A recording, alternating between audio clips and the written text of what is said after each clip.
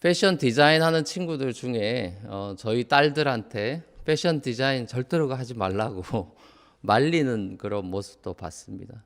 박봉의 과도한 일에 시달리는 친구들이 저희 딸들한테 해주는 현실적인 조언이겠죠. 음악하는 부모는 자식이 음악 안 했으면 좋겠다고 생각하고, 목사님 사모님들 같은 경우는 자기 딸은 사모 안 시키겠다고 하는 모습을 심심치 않게 봤습니다. 도시에서 사는 현대인들에게 이 직업, 커리어라는 거는 거의 우상이 되는 경우가 많은 것 같아요. 나한테 맞는 직업을 일찍 찾아야 되고 그 직업이 좋은 돈벌이까지 돼야 한다는 그 강박관념이 젊은이들과 또 자녀를 키우는 부모들에게 있는 것 같아요. 자녀의 미래에 대해서 정작 아이는 별로 크게 두려움이 없는데 옆에 있는 부모님들이 그 자녀 마음에 두려움을 심어주는 경우도 있어 보입니다. 이런 거 안 하면 너는 세상에서 뒤처지는 아이가 될 사람이 될 거야. 너는 고생하면서 힘들게 나중에 살아야 돼. 그러니까 열심히 공부해라. 부모들이 자녀를 양육하는 방식이 자녀들의 마음에 세상에 대한 두려움을 심어주는 방식일 때가 많아요. 부모들의 그 기도 제목도 가만히 들여다보면 많은 경우는 자녀가 사실상 하나님 도움 없이도 잘 살 수 있는 애로 만들어 달라는 기도밖에 안 되는 겁니다. 공부도 잘하고 나중에 좋은 직장에 취직해서 돈도 잘 벌고 신앙도 좋고 이 모든 걸 다 갖춘 소위 신앙 엄친아를 만들겠다라는 건데, 자, 이런 사람이 커서 정말 하나님을 간절히 찾고 하나님을 의지하면서 살까요? 뭔가 주객이 전도된 기도 제목들을 많이 봅니다.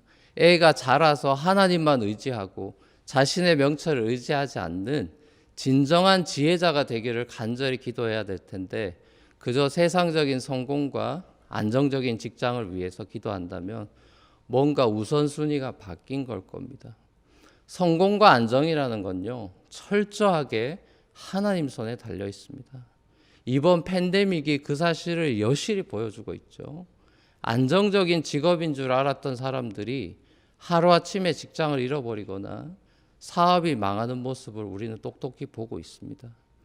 오늘날 많은 그리스도인들이 켈빈의 직업 소명서를 많이 오해해가지고 무언가 내 소명을 발견해야만 한다라는 강박관념을 많이 가지게 된 것 같아요. 직업 소명설의 원래 취지와 의미는 하나님 앞에서 모든 직업이 다 소중하고 귀하고 거룩하다는 뜻에서 하나님을 위해서는 모든 직업이 다 성직이라는 걸 강조하는 거죠. 그런데 소위 비전 혹은 purpose, 소명, 이걸 발견 못하고 살아가는 사람은 뭔가 믿음이 부족한 사람인 것처럼 여기는 신앙 열등생 취급받는 거는 잘못된 거예요. 물론 자기가 뭘 잘하는지, 뭘 하고 싶은지, 뭘 하면 오랫동안 즐기면서 살 수 있는지 고민하고 생각해 보는 건 당연한 일이고 나쁜 일이 아니라 또 필요하고 좋은 일이죠. 하지만 많은 경우는 이 부분에 있어서 자기 계획대로 커리어가 풀려나가는 경우가 잘 없습니다. 이 길이 내 길이겠다 싶어가지고 그 길로 가고 그 회사에 취직을 하지만 시간이 조금만 지나면 이게 아닌 것 같고, 그래서 얼마 지나지 않아 또 이직을 준비하고 있는 자기 자신을 보는 거죠. 옛날엔 대략 7년 정도가 이직의 주기였다면 요즘엔 2, 3년, 그것보다 더 짧아진 것을 봅니다. 특히 뉴요커들은 이 커리어를 우상화하는 경향이 많아요. 커리어에서 자신의 정체성과 삶의 퍼포스를 찾으려는 사람들이 많죠. 밤낮 눈에 불을 켜고 일하면서 성공을 향해 달려갑니다. 하지만 우리는 주위에서 많이 보기도 하고 듣기도 하죠. 커리어 면에서 성공한 사람들이 그 스파크가 떨어져서 삶의 의미와 목적을 다시 찾아 헤매는 경우들을 수없이 봅니다. 팬데믹 이후에 생긴 신조어가 하나 있죠, 여러분. 그 FOMO라고, Fear of Missing Out. 그 주식 열풍이 불면서 젊은 친구들이 다 하는데 나만 안 하는 것 같아 두려워지는 그 현상을 가르치는 FOMO. 세상이 우리에게 주는 것은 두려움이에요. 그래서 세상의 대세에 다 빨려 들어가는 겁니다. 그래서 인생의 목적과 방향 자체가 바뀌어버리거나 흔들리기도 하죠. 심지어 교회를 막 떠나기도 하고 하나님을 떠나버리고 신앙을 잃어버리기까지 합니다. 굉장히 안타까운 모습이죠. 요즘같이 팬데믹으로 힘든 어려움에 처한 분들 중에도 이 두려움이 거센 파도처럼 삶에 닥쳐오는 모습을 그거를 느끼는 분들이 계실 겁니다. 앞으로 내가 어떻게 살아야 되나 막막하고 답답한 마음이 들 겁니다. 하지만 여러분 오늘 말씀을 들어보십시오. 노년의 사도 요한, 사랑에는 두려움이 없고 완전한 사랑은 두려움을 내쫓습니다. 이렇게 말씀합니다. No fear in love. 얼마 전 우리 연말 시드 공동체가 뉴욕 저소득층 애들 돕기 위해서 했던 이 크리스마스 프로젝트 이름하고 똑같죠. 팬데믹에 정말 시의적절한 이름이다 싶습니다. 경제적으로 어려움으로 힘든 가정에게 정말로 필요한 것은 그들 안에 엄습해오고 있는 이 두려움을 이기는 힘이죠. 이 힘은 하나님의 그 완전한 사랑을 나누는 형제 자매들의 사랑의 행동을 통해서 되는 거예요.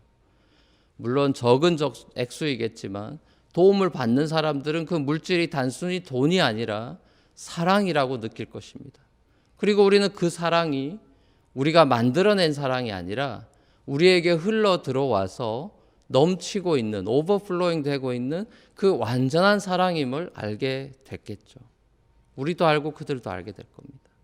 이 땅에 오셔서 가난한 자들에게 떡과 물고기를 주시고 병든 자들을 낫게 하시는 예수님의 그 행동하시는 사랑, 그리고 마침내 자신의 살을 찢어서 영원한 생명의 빵으로 내어주시는 그 십자가의 예수님의 사랑이 두려움에 빠져 있는 이 세상을 고치는 유일한 힘이요 소망임을 우리가 믿는 거 아니겠습니까? 오히려 진실로 우리가 두려워해야 되는 것은 하나님을 의지하지 않고 스스로의 힘으로 성공을 거두려고 하는 교만과 자만심일 것입니다. 하나님을 의지합니다. 하나님을 사랑합니다. 말은 하지만 말과 혀로만 사랑하지 형제 자매들을 행함과 진실함으로 사랑하지 않는 그 자기 자신을 두려워해야 되는 것이겠죠.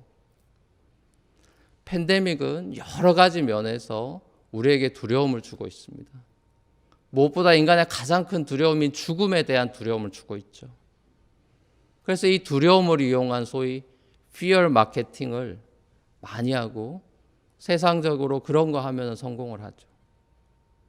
결국 우리는 두 종류의 사람이 이 세상에 있다는 걸 알게 되는 겁니다. 두려움에 이끌리는 사람이 있고 사랑에 이끌리는 사람이 있어요. fear driven life가 있고요. love driven life가 있어요. 완전히 다른 삶입니다. 사도 바울이 그리스도의 사랑이 우리를 강권하시는 도다 이렇게 고백하잖아요. 성도의 삶은 두려움에 끌려다니는 삶이 아니라 두려움 중에 임하는 그 그리스도의 사랑의 강권에서 이끌려 다니는 사람이에요. 우리가 무언가를 두려워하면 우리는 그때부터 그것의 종이 돼버립니다.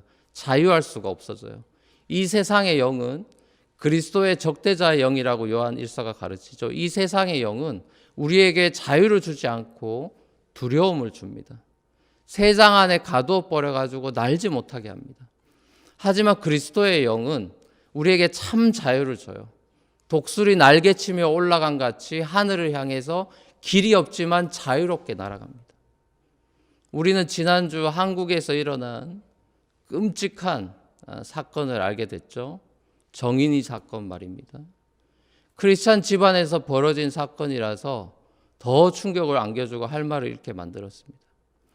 돈 때문에 저지른 끔찍한 비극이죠. 이게 지옥의 모습이에요. 두려움에 이끌려 결국 욕심에 눈이 멀어버리는 사람의 선택은 죄와 어둠입니다.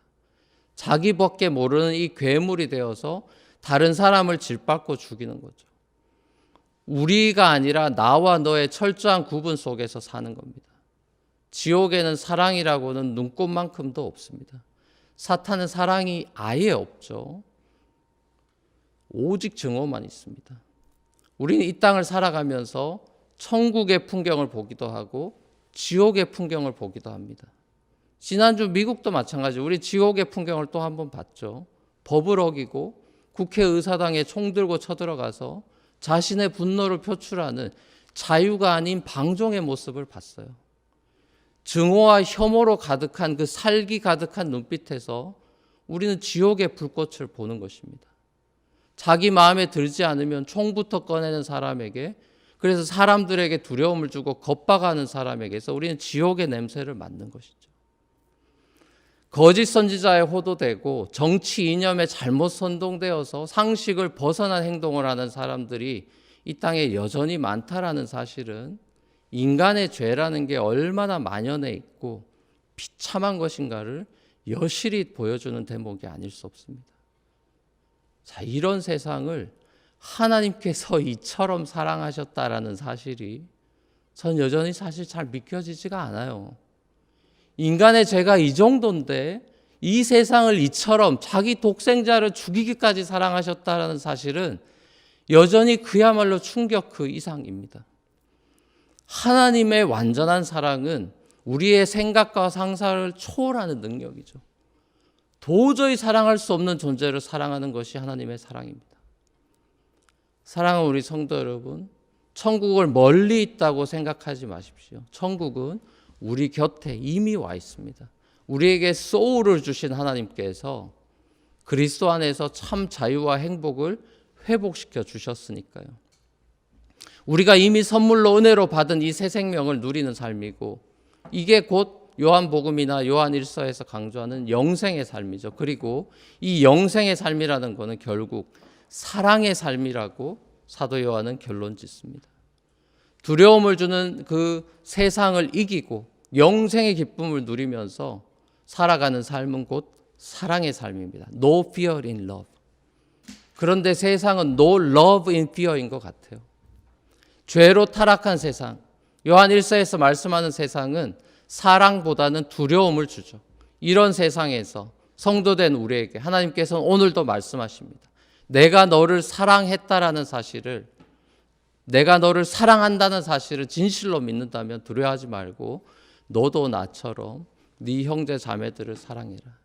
네가 사랑할 때야 비로소 나의 사랑을 깨달아 알게 될 거고, 그 사랑이 너의 삶을 안전하게 붙잡아 줄 것이다. 어린아이들이 엄마 품에서 두려움 없이 자듯이 하늘 아버지 품에서 두려움 없이 사랑하면서 살아가는 저와 여러분이 되시기를 우리 주님의 이름으로 간절히 축원합니다.